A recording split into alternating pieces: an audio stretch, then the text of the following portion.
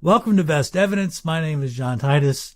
In this episode, I want to talk about central bank digital currencies, CBDC for short, in the U.S., and plans to make CBDC an inescapable part of the monetary system and eventually an exclusive form of money in our monetary system. It may take a while, but it's on the way. Because CBDC is a means for control, the powers that be need to put a giant smiley face on top of it to sell it to the population being targeted for control. Luckily for the criminals running our system, that population is extraordinarily gullible. How gullible, you ask? Well, let's take a look at the smiley face itself, keeping in mind that this is what the top criminal global bankers imagine as convincing the population that CBDC is a great idea. The pitch for CBDC is it's all about inclusion. That's the buzzword, inclusion. We at the top of this digital utopia feel sorry for you cretins. I mean, people living under bridges without iPhones or internet, because those people are unable to enjoy the amenities of our awesomeness. We here of the CBDC welcome wagon are here to rescue the unbanked and the underbanked. Those are their terms. We are here to rescue the unbanked from their pitiful plight. Okay? And there was actually a seminar on this recently at the IMF. The seminar title is Central Bank Digital Currencies for Financial Inclusion, Risks and Rewards. The date of that seminar was October 14th, 2022. As you can see, this is just a talent show for policy wonks. They come out and they all going to recite their scripts. They're going to read from their scripts. The guy we want to focus in on here is Bo Lee. We'll get to him in a minute. We'll talk about what he has to say. In any case, it does not take much research to see that inclusion really has nothing to do with the people that it's supposed to help and everything to do with controlling the population. Let's take a look at a speech from a member of the Board of Governors of the Federal Reserve expressly calling out inclusion as nothing but a contrivance. This speech is from August of 2021. You can see here it was given by Governor Christopher Waller. And if we look, I want to search on this thing. If you look here in the lower left, I'm going to search on FDIC to go to the relevant disclosure. Here we go. Okay. According to a recent Federal Reserve Deposit Insurance Corporation survey, FDIC survey, approximately 5.4% of households were unbanked in 2019. 5.4%. That's it. I'm actually kind of surprised it's that many people without bank accounts. But the key finding is this. The survey found that approximately 75% of the unbanked population were not at all interested or not very interested in having a bank account to begin with. And that is a huge clue as to what's behind the central banker obsession with the so-called unbanked. The vast majority of them do not want bank accounts and by definition don't have bank accounts, and central bankers want to change that. So they've come up with this Orwellian inclusion propaganda. And if you go on here and you looked at what Waller says, he says expressly down here, it is implausible to me that developing a CBDC is the simplest, least costly way to reach this 1% of households, meaning the 25% of 5.4%. That's a tiny amount, he says. And so this whole inclusion campaign is simply implausible. And he's right about that. So all this concern over the unbanked is not about people's inability to access electronic banking. That has nothing to do with it. It's all about people's ability to evade electronic banking and evade the digital train tracks. And that's, you saw from the FDIC's own survey, that's really what's going on. They're concerned about that 75% that doesn't want bank accounts, the 75% of the 5.4%. So financial inclusion really isn't, welcome to our club, you 1% of households who don't have bank accounts and want them. It's really about getting the roughly about 2,000, 2,100 homes, households per county who don't want bank accounts and don't have bank accounts, electronic bank accounts, in under the tent. and getting rid of cash, of course, and saying, once you're inside this tent, now you just can't leave. And that's really the aim of this inclusion campaign. You have to remember, central bankers always speak with forked tongue. Always.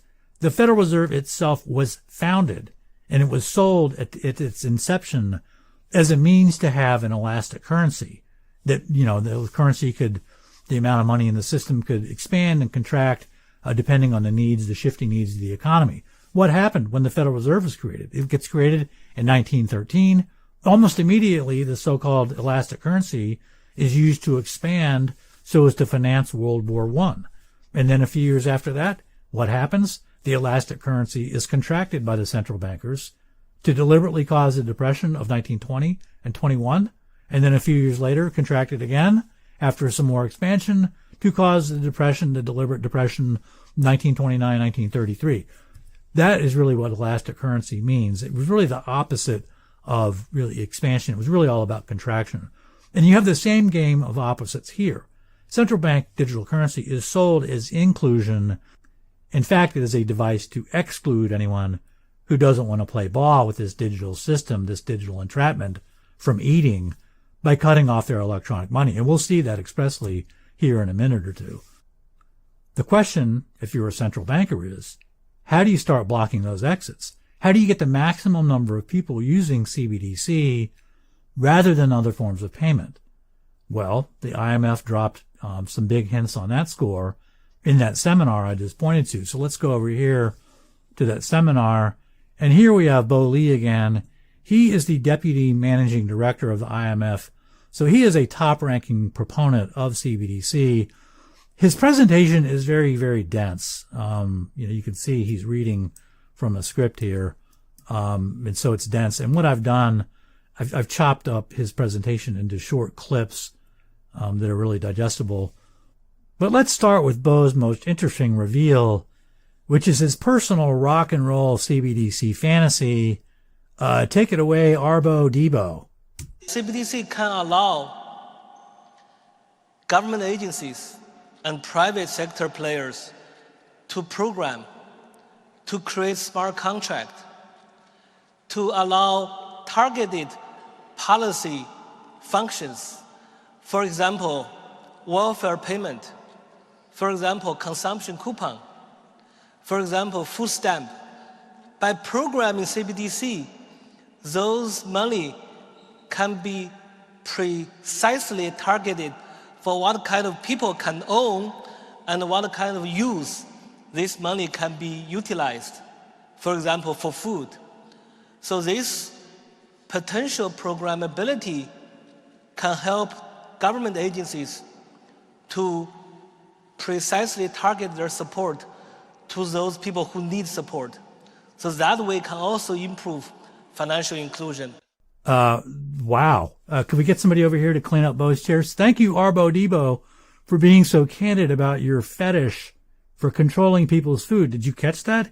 He mentions controlling food twice in under a minute. So Bo Lee just flat out told you that CBDC is about control. You voiced an opinion that is not on Arbo Debo's circuit board, and your digital food wallet shrinks. Isn't that great? Now, you might say, well, I'm not on welfare. I don't use food stamps. So while you've explained central bankers, rock and roll control fantasy, to be sure, you haven't explained how they'll ensnare me. So let's go. I want to go to the next clip where Arbo Debo gives us a very major clue as to how central bankers plan to shunt as many people as possible into CBDC usage. He is talking about inclusion, which, as I explained earlier, is an Orwellian term. And here he reveals a key feature of CBDC that central bankers plan to use as a Trojan horse for forcing people to use CBDC. Listen to this carefully. The second aspect that CBDC can help improve financial inclusion is because of its legal tender status. Because CBDC is an obligation of central bank. And the obligation of central bank is a legal tender in every country. So it is widely accepted. That creates potential value for everyone to use it. Okay, you can see why I had to chop up Bo's presentation. there's a lot there in just 30 seconds. Inclusion, legal tender, it's an obligation of a central bank, wide acceptance, everyone can use it. But he gives away the whole point at the very end there when he says, creates potential value for everyone to use it. All those things beforehand, legal tender, obligation to central bank and all that, those are recited in service of that end goal, everyone using CBDC. That is the ultimate goal. Make no mistake about that.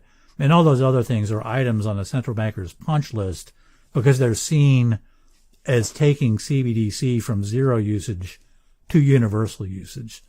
So what I want to do is I want to go back through that clip one more time and break down Arbo Debo's rapid fire data dump there into smaller chunks. Court reporter, can I get this back in little bow-sized chunks? That would be wonderful. Awesome. Okay, here we go. The second aspect that CBDC can help improve financial inclusion is because of its legal tender status. Okay, legal tender status. What is legal tender and how does it promote inclusion? Let's take the first question first. What is legal tender? The short answer is legal tender is the only real money in our system. In the U.S. since 1933, it has been cash, including Federal Reserve notes and coin, and you can see that here from the relevant statute. Here is the relevant statute concerning legal tender in the U.S. It is 31 U.S.C. Section 5103. You can see it there in the upper right. I'm going to zoom in so we can actually read it. Legal tender.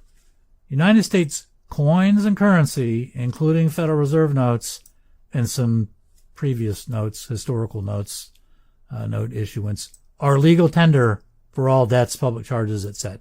That's a short list. It's basically coins and currency. It's Federal Reserve notes and coins. That's it. It's a very short list. Everything else in our system is pseudo money. It is almost real money, but it has a latent but huge legal catch that comes with it. So let me run through a quick list of pseudo money before I explain what that legal catch is. Credit cards, they are not real money. Checks, not real money. Money in your bank account, wire transfers, Venmos, bank drafts, certified checks, PayPal, cashier's checks, money orders, even reserves on account, meaning central bank deposits on account at the Fed, are not legal tender. None of this legally, none of those things legally is money. Because as I said, it comes with a catch. And the catch is this. If you owe money and you try to pay with one of those forms of pseudo money, your lender does not have to accept your payment, which keeps your debt alive. Okay? Pseudo money is not real money. It doesn't become real money until your lender consents to it as a form of repayment. So in other words, pseudo money plus consent equals real money. Real money does not depend on lender consent. Real money means it's coin of the realm. And the realm says real money erases debt whether the creditor wants it to or not. Whether or not your lender wants the tender of legal tender to erase the debt, that debt is gone. So if you owe your creditor money and you offer to pay with legal tender, that debt gets erased. It gets extinguished as a matter of law, regardless of whether your lender consents. The debt is just gone legally. And so your lender's legal right to your collateral is gone too. And that's a very important thing. Now, there might be a lending contract that says the lender agrees to accept Venmo or credit card or bank money or whatever else. You know, the lender can freely agree to accept the pseudo money. But all that means is that the lender consented in advance to accept the pseudo money. You still need the consent one way or the other, before or after.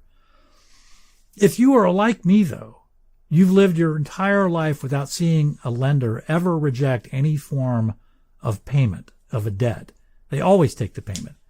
But I bring this up because legal tender is a whole card that is out there and you need to know about, because Bo there just flashed you the ace of spades, legal tender, in direct connection with CBDC. And you need to pay attention to that. Because if you think that the powers that be would not resort to legal trickery with legal tender, you're just dead wrong on the facts about that. Allow me to introduce you to Alfred Owen Crozier, who wrote this book, U.S. Money versus Corporation Currency. This guy, Alfred Crozier, is the most ferocious critic of the Federal Reserve ever, who wrote the most scathing indictment of the Fed ever 1 year before the Fed was created. That book was written in 1912. You might have seen, actually, his most famous drawing. You might know Crozier from his most famous drawing, which is this. This is the original, this is the OG vampire squid. It's the octopus taking over everything. The octopus, it's taking over the U.S. Treasury, the Capitol, the White House. It's taking over the New York Stock Exchange, the bank, your local bank, the farm, the factory. And his name is National Reserve Association, and that's what it was known as before it became the Fed, formally in 1913. But that drawing comes from that book, U.S. Money versus Corporation Currency. That book is fantastic.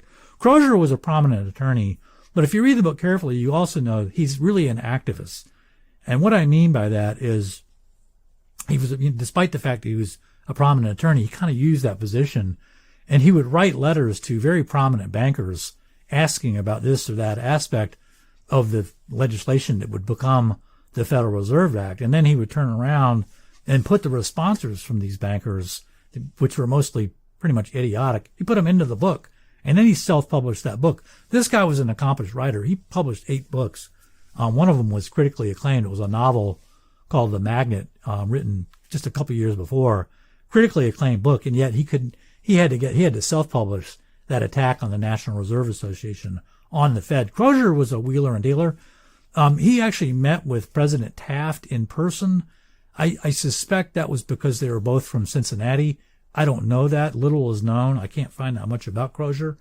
But I'm just telling you what I know about him. He met with Taft, and he met with Taft to argue against passing the Federal Reserve Act. And, I can't say that that's what stopped it, but you got to say, he didn't fail because Taft isn't the president who signed the Federal Reserve Act. It was Woodrow Wilson. And another thing Crozier did, he wrote freely about the Rothschilds in this book. He talked about how much money they have, how huge and powerful they were. Alfred Owen Crozier was a talented and very dangerous man to the powers that be, which is why you haven't heard of him.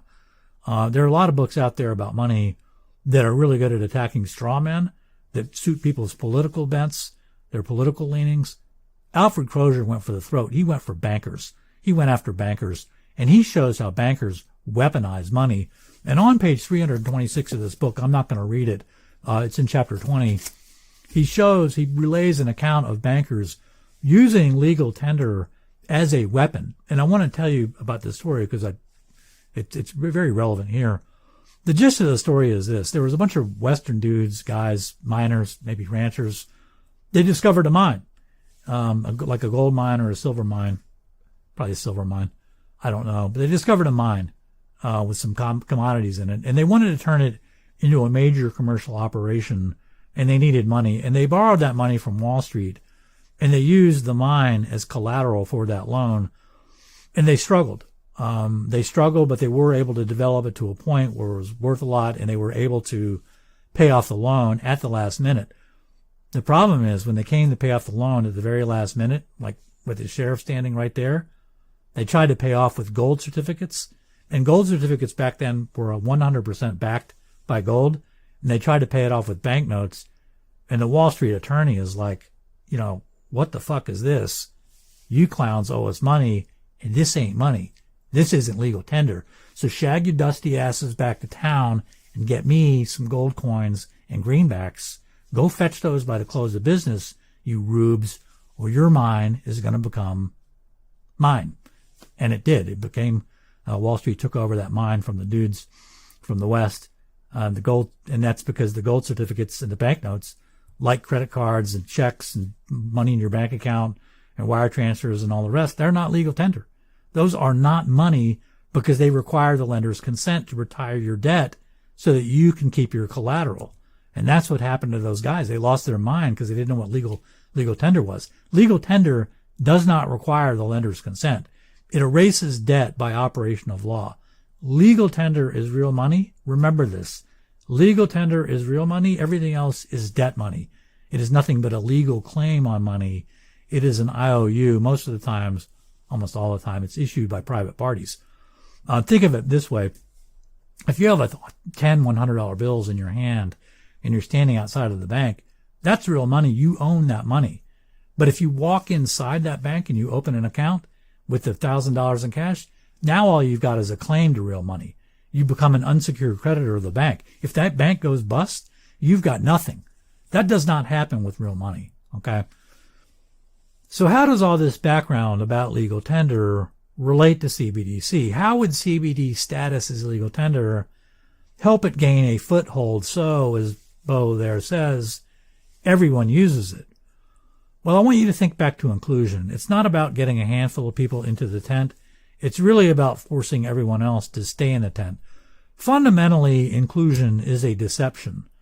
I want you to remember there are only about 1 million households that are unbanked and that actually want access to electronic banking. The vast majority of unbanked choose that status freely. But inclusion is pitched generally, though, as helping the less fortunate. It's pitched as welfare, and that covers a much bigger political beachhead, orders of magnitude bigger than the 1 million homes that don't have bank accounts and that want bank accounts.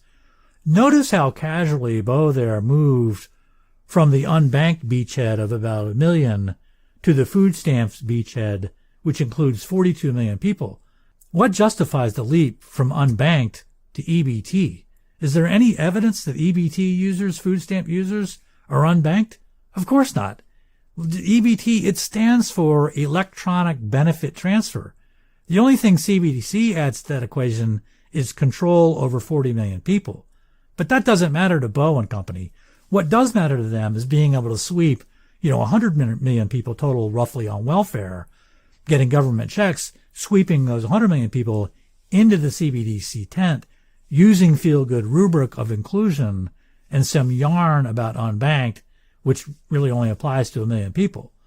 In other words, when you see Bo and company in policy seminars like the IMF here, you see these people patting themselves on the back. They're patting themselves on the back not for helping 1 million people without bank accounts, but for amassing an army of 100 million CBDC users. Central bankers are not interested in helping 100 million people. What they are interested in is using 100 million people, using a third of the country to get the other 2/3 in line until everyone uses CBDC. And they just told you flat out they're going to put legal tender at the very tip of that mega spear. If you're a business and you've got customers who owe you money and they offer to pay you with their inclusion CBDC or Medicare CBDC card or EBT CBDC, who knows, they offer to pay you with CBDC, you're going to take it or you're not going to get paid. Because the offer to pay with legal tender, as we've just saw, erases debt whether you accept the form of payment or not. So your choice really boils down to get on the CBDC inclusion train and get paid or get hosed on the whole debt. Oh, and by the way, while you're trying to decide whether to go the CBDC route, you are going to be absolutely bombarded with propaganda about how dirty cash is, how it spreads disease. I already saw that early on in the pandemic. I was driving around on the Indiana and Illinois toll roads, and I'd see these billboards saying, hey, don't use that 1 lane for cash. Use one of the 6 lanes for credit cards because credit cards are clean and cash is dirty. That campaign's already got kicked off. They pulled it pretty quickly, but I remembered early on because I wasn't going to fly with a mask on. You can forget that. In any case, the powers that be are going to pull out all the stops to make sure you go broke if you don't use CBDC. Now, how do I know that's the plan? The answer to that is that there is a very important tell during Bo's spiel. He told a huge lie about the law of money and about the Federal Reserve Act in particular. And I'll bet dollars to donuts, actually with inflation, I'll bet donuts to dollars that law is about to change. I want to go to that clip. I'm actually going to just replay the last clip about legal tender, but this time I'm going to let it keep running so we can hear Bo explain why he thinks CBDC is legal tender. Listen to this. The second aspect that CBDC can help improve financial inclusion is because of its legal tender status. Because CBDC is an obligation of central bank. And the obligation of central bank is a legal tender in every country. So it is widely accepted. Obligation of central bank is legal tender in every country. No, that actually is not true. Obligations of central bank are not legal tender in every country because in the U.S., where good old Bo here got his law degree from Harvard, explains why he's indifferent to what the law is, cash and coin, which are legal tender, they're not obligations of the Fed. Coins aren't liabilities of the Fed at all. They're assets. The Fed pays the U.S. Treasury face value for coins. And if you wonder about that, I have a video on that called What's Behind the Fed's Manufactured Coin Shortage. And cash, it's true that cash, Federal Reserve notes, is listed as a liability of the Fed's balance sheet. But legally, cash is an obligation of the U.S., not of the Fed. How do we know that? Because the Federal Reserve Act says so. Let me just go here. Here we are looking at the Federal Reserve Act, actually the relevant portion from the Federal Reserve Act, which is Section 16. You can see up there note issues, meaning Federal Reserve note. It's long, but it's really only the first paragraph that's germane. So I want to zoom in on that. And here you go. Here the note issues, Federal Reserve notes. Okay, that's what they're talking about. And you can see here, said notes shall be obligations of the United States and shall be receivable for all this stuff. Note how they're obligations of the United States and they're receivable by Federal Reserve banks. Those are two distinct entities. Bo is just flat out wrong that legal tender in the U.S. is an obligation of the central bank. It is not. It is an obligation of the U.S. He's just dead wrong about that. So when Bo tells you obligations of the central bank are legal tender in every country, he's actually reading, I'd bet you donuts to dollars, he's reading from a draft amendment to the existing Federal Reserve Act. Because under present law, under currently configured Federal Reserve Act, Bo's lying. You just saw that. Federal Reserve notes are obligations of the United States, are not obligations of the Fed. That probably tells you, I would imagine, where the Fed sees, the need to change the law in order to get central bank digital currencies in place. Chairman Powell is already on record as saying we need to change the law. We need enabling legislation. And Bo was talking the entire time in his presentation about central bank digital currencies in the present tense. But in any case, that the changes to the law, that is a topic and a battle for another day. For now, the plan for CBDC should be clear enough for you to start thinking about what to do about it. I have some thoughts on that myself and on that topic. And so does, it would appear, at least one U.S. senator who's doing something about it, thankfully. I'll talk about that another time. For now, happy Thanksgiving. Thank you so much for watching. As always, I will see you next time.